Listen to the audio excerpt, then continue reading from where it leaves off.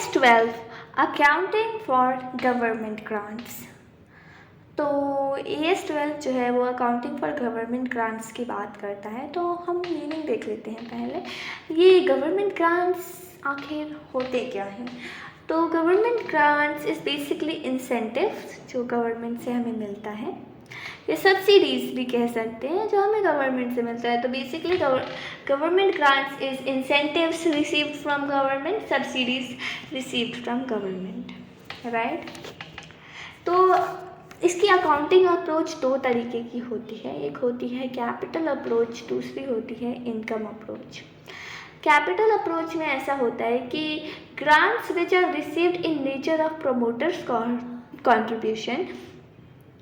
देखो, जो ग्रांट मतलब मिलते हैं ना, वो अलग अलग नेचर के होते हैं कि कुछ एसेट के लिए, कुछ ऐसे इनकम के लिए, कुछ प्रमोटर्स कॉन्ट्रीब्यूशन के लिए।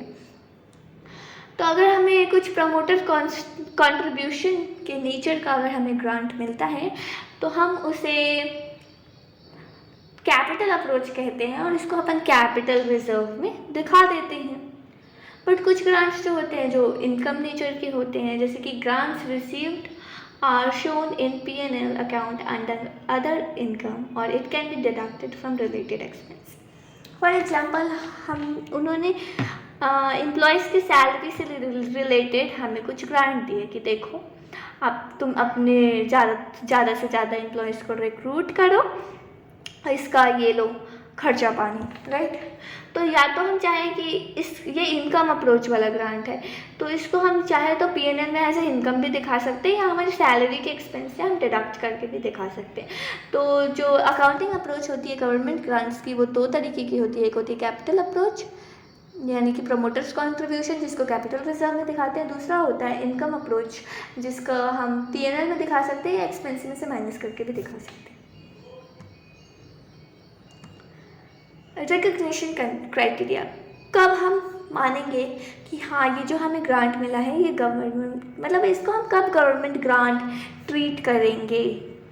तो आप तभी रिकॉग्नाइज कर सकते हो, आप तभी कंसिडर कर सकते हो, आप तभी रिकॉर्ड कर सकते हो गवर्नमेंट ग्रांट को, जब आपने जो कंडीशन, देखो जब ऐसे ही गवर्नमेंट ग्रांट नहीं मिलता, उसके साथ साथ कुछ कंडीशंस भी चिपकाई होती हैं कि हाँ अगर आप ये कंडीशंस को फॉलो करते हो तो ये रहा आपका ग्रांट। तो अगर आपने वो कंडीशन को फुलफिल किया है तो हाँ ठीक है, और आपको ग्रांट भी मिला है। दोनों चीज़ें होनी चाहिए, आपने वो कंडीशन को फुलफिल भी किया है, आपको ग्रांट भी मिला है। कंडीशन भी फुलफिल किया है, ग्रांट भी मिला है। कंडीशन भी फुलफिल किया है, ग्रांट भी मिला है। कंडीशन भी फुलफिल किया है, ग्रांट भी मिला है। दोनों चीज़ें होनी चाहिए रिकग्निशन क्राइटेरिया, तभी आप रिकग्नाइज कर सकते हो एज गवर्नमेंट ग्रांट। तो आप कब रिकग्नाइज करोगे? रिकग्निशन क्राइटेरिया क्या है गवर्नमेंट ग्रांट का? आपने कंडीशंस भी फुलफिल किए हैं, आपको ग्रांट भी रिसीव हो गया है, तब आप गवर्नमेंट ग्रांट को रिकग्नाइज कर सकते हो। ओके, कभी कभी क्या होता है,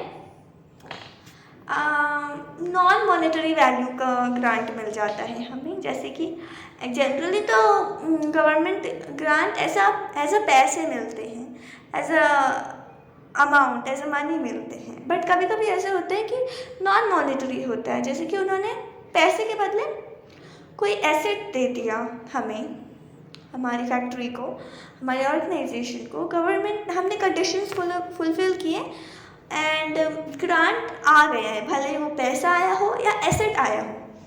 तो कभी कभी ऐसा होता है कि हमें एसेट मिल जाता है, तो हम क्या करेंगे, उसको कैसे रिकॉर्ड करेंगे, या बेसिकली उसको हम मेजर कैसे करेंगे उस एसेट को, क्योंकि हमने तो उस एसेट के लिए कोई खर्चा किया नहीं है, राइट।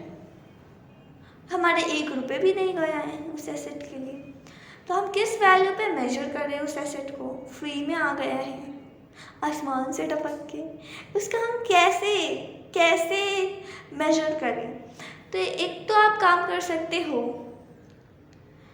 कि आप फ्री ऑफ कॉस्ट, अगर आपको फ्री ऑफ कॉस्ट मिला है तो आप ऐसा करो कि आप बैलेंस शीट में नॉमिनल वैल्यू पे रिकॉर्ड कर लो। अब बात उठती है ये नॉमिनल वैल्यू होता क्या है, राइट। तो अगर आपने बैलेंस शीट देखी होंगी कंपनीज की, जो कि ऑब्वियसली आपने देखी होंगी, तो उसके अंदर आपने ऊपर नोटिस किया होगा कि ऊपर ऐसा लिखा रहता है rupees in lakhs, rupees in crores, rupees in thousands. तो ऊपर जो भी लिखा होगा ना, अगर ऊपर रुपीज़ इन करोर्स लिखा है तो आप नॉमिनल वैल्यू 1 करोड़ उस एसेट की मान लोगे। बट अगर लिखा है रुपीज़ इन थाउजेंड तो उस एसेट की वैल्यू 1,000 यानी 1,000 मान लोगे। अगर लिखा है रुपीज़ इन लैक्स तो उस एसेट की वैल्यू 1 लाख मान लोगे। तो this is basically nominal value, right. तो ऐसा नहीं है, बट कभी कभी ऐसा होता है कि गवर्नमेंट ने आपको पूरा फ्री ऑफ कॉस्ट नहीं दे दिया है स्मार्ट सेटअप का के, ऐसे आपको बोला है कि आपको इतना तो पे करना पड़ेगा, राइट। आप हमारी एसेट तो 50 लाख रुपए की है और हम आपको ऐसे फ्री में नहीं दे सकते, आपको कम से कम 20 लाख रुपए तो देने ही होंगे गवर्नमेंट को। तो आपने कंसेशनल वैल्यू पे वो एसेट एक्वायर किया, तो जो आपने अमाउंट पे किया है यानी कि 20 लाख रुपए, तो आप उस 20 लाख रुपए पे उस एसेट को रिकॉग्नाइज करो। मतलब जितना आपने पैसा दिया है उस पर आप रिकॉग्नाइज कर लो उस एसेट को। बट अगर आपको पैसा मिला है तब आप क्या करोगे? तो इसमें 2 मेथड आते हैं। एंड जो पैसा मिला है आपको फिक्स्ड एसेट से रिलेटेड मिला है, यानी कि गवर्नमेंट ने दिया कि ये लो पैसे एसेट खरीद लेना, जैसे कि रिश्तेदार देते ना, ये लो पैसे मिठाई खरीद के खा लेना। तो वैसी ही बात है कि ये लो पैसे एसेट खरीद लेना, गवर्नमेंट ने दिया हमें। तो इसके 2 मेथड हैं इस चीज़ को रिकॉर्ड करने के।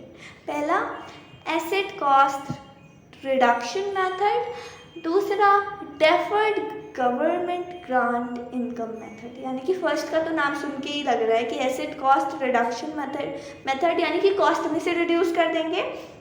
दूसरा है deferred government grant income method. ये भी नाम से समझ में आ रहा है कि जो गवर्नमेंट ग्रांट है उसको डेफर करके हम इनकम मान लेंगे, राइट। तो अपन पहला देखते हैं एसेट कॉस्ट रिडक्शन मेथड। तो इसमें क्या होता है, हमें पैसे मिले हैं गवर्नमेंट से कि ये लो एसेट खरीद के खा नहीं लेना, रख लेना फैक्ट्री में। तो कॉस्ट ऑफ एसेट जो है उसमें से हम माइनस कर देंगे जितने भी पैसे मिले हैं। फॉर एग्जांपल हमें 1 करोड़ का एसेट मिला और हमें 8 करोड़ नहीं 80 लाख रुपए गवर्नमेंट से मिल गए, तो हम 80 लाख रिड्यूस करके हमारा एसेट 20 लाख का हो जाएगा। तो हम हमारा एसेट की वैल्यू कॉस्ट कम कर देंगे।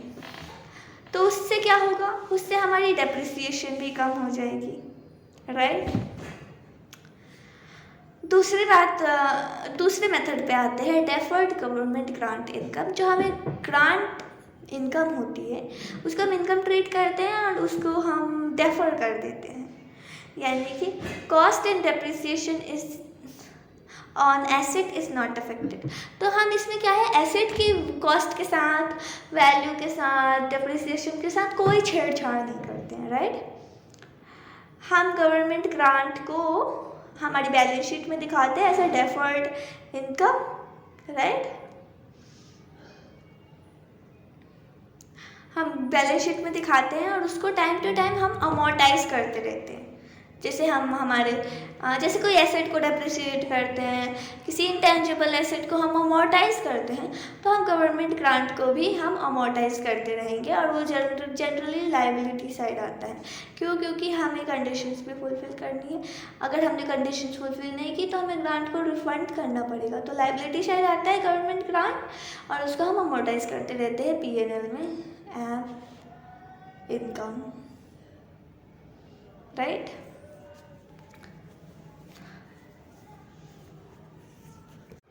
यस, तो हमारा ये ट्रीटमेंट भी हो गया। एंड जो हमें गवर्नमेंट ग्रांट मिलेगा उसको हम अमोर्टाइज, देखो लाइबिलिटी साइड दिखाया है, उसको हम अमोर्टाइज करेंगे P&L में, स्टेटमेंट ऑफ P&L में उसको इनकम दिखाएंगे। इनकम नहीं दिखाएंगे, अदर इनकम दिखाएंगे, राइट, क्योंकि वहाँ पे लिखा है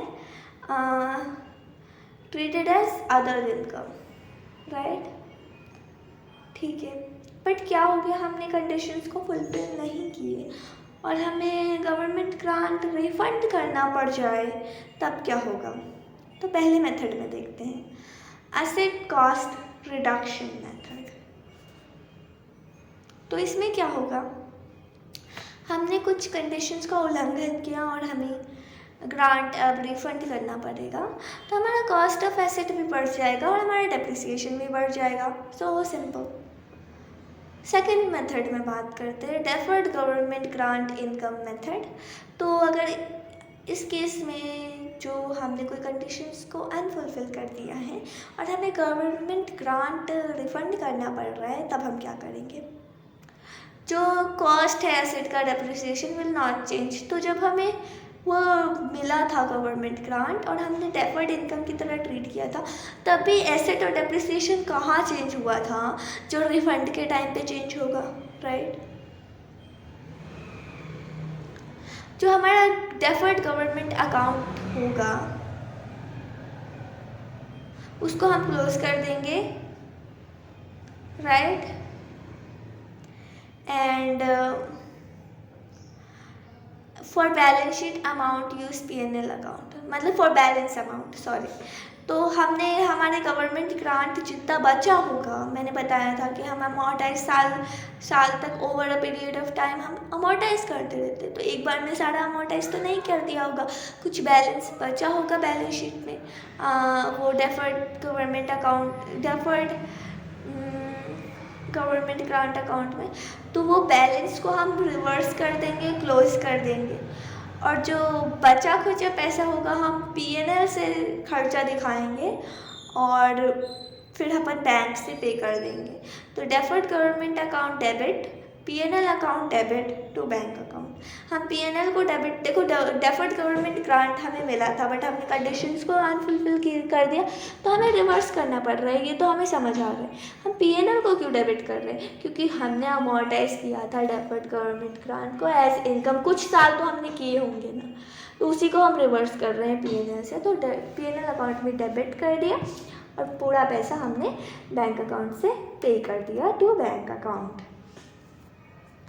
राइट? तो हमारा गवर्नमेंट ग्रांट ख़त्म होता है।